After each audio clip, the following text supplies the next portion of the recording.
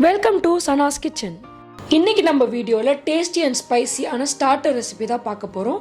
முருங்கைக்காய் கோலா உருண்டை. வாங்க எப்படி செய்யலான்னு பார்க்கலாம். கோலா உருண்டை பண்ணுறதுக்கு முதல்ல ஒரு ட்ரை மசாலா ரெடி பண்ணணும். அது இப்போ எப்படி ரெடி பண்ணுறதுன்னு பார்க்கலாம். மீடியம் ஃப்ளேமில் ஒரு ட்ரை பேன் வச்சுக்கிறேன்.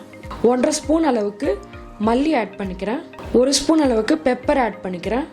ஒரு 1/4 ஸ்பூன் அளவுக்கு ஜீரகம், ஒரு 1/4 ஸ்பூன் அளவுக்கு சோம்பு, ஒரு பாதி ஸ்டார் அனீஸ், சின்னதாக ஒரு 2-3 பீஸ் பட்டை, ஒரு 3-4 கிராம்பு, இதெல்லாம் ஆட் பண்ணி மீடியம் ஃப்ளேமில் ஒரு 4-5 நிமிஷம் வந்து நல்லா ரோஸ்ட் பண்ணுங்க.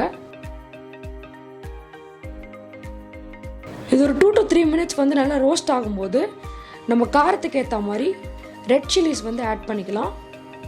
இது ஸ்டார்டிங்லேயே போட்டுறக்கூடாது, இல்லைன்னா ரெட் சில்லிஸ் மட்டும் தனியாக கருப்பாயிடும். கூடவே ஒரு குத்து அளவுக்கு கருவேப்பிலை ஆட் பண்ணிக்கிறேன். கருவேப்பிலையும் ரெட் சில்லியும் ஆட் பண்ணதுக்கப்புறம் ஒரு 1-2 நிமிஷம் வந்து நல்லா ட்ரை ரோஸ்ட் பண்ணிவிட்டு இதை வந்து ஒரு பவுடராக அரைச்சிக்கலாம்.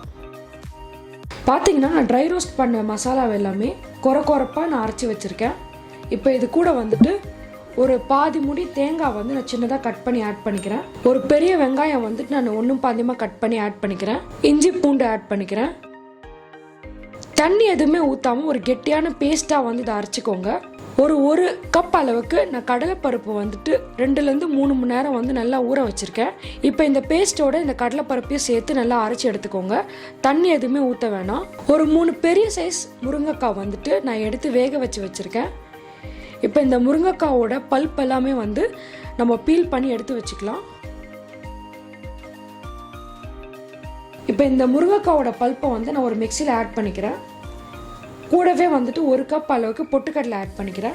பொட்டுக்கடலை எதுக்காக ஆட் பண்ணுறோன்னா, இந்த கோலா உருண்டை வந்து பிடிக்கிறப்ப ப்ராப்பராக பைண்ட் ஆகணும், ஒரு ரவுண்ட் ஷேப்பில் பிடிக்க வரணும். அந்த கன்சிஸ்டன்சியை கொடுக்கறதுக்காக தான் நம்ம பொட்டுக்கடலை வந்து ஆட் பண்ணுறோம். நம்ம முன்னாடி அரைச்ச மசாலா, தேங்காய் அண்ட் கடலைப்பருப்பு அந்த பேஸ்ட்டை வந்து நான் ஒரு பவுலில் ஆட் பண்ணிக்கிறேன். இதுக்கப்புறம் முருங்கைக்காய் பல்ப்பும் பொட்டுக்கடலையும் அரைச்ச அந்த பேஸ்ட்டையுமே நம்ம ஒன்று ஆட் பண்ணிக்கலாம். இப்போ இது கூட வந்து 1/4 டீஸ்பூன் அளவுக்கு மஞ்சள் தூள், இந்த கோலா உருண்டைக்கு தேவையான அளவுக்கு உப்பு, இது ரெண்டுத்தையும் ஆட் பண்ணிவிட்டு ஒன்றா வந்து நம்ம மிக்ஸ் பண்ணி பிசைஞ்சு வச்சிடலாம். நம்ம ரெடி பண்ண இந்த மிக்சரை வந்து சின்ன சின்ன பால்ஸாக வந்து நான் பிடிச்சி வச்சுக்கிறேன். மீடியம் ஃப்ளேமில் கடாயில் வந்து எண்ணெய் சூடு பண்ணிக்கலாம். நம்ம பிடிச்சி வச்சுருக்க இந்த உருண்டையெல்லாம் வந்து ஒன்று ஆட் பண்ணி பொரிச்சு எடுத்துக்கலாம். கோலா உருண்டை ஆட் பண்ணுறப்ப ஃப்ளேமை வந்து நல்லா லோவில் வச்சுருங்க. இது நீங்கள் மீடியம் டு ஹையில் வச்சுருந்தீங்கன்னா கோலா உருண்டை வந்து சீக்கிரமாக வெளி சைடு வந்து வெந்த மாதிரி ஆகிடும். கலர் வந்து நம்ம எதிர்பார்த்த கலர் வராது.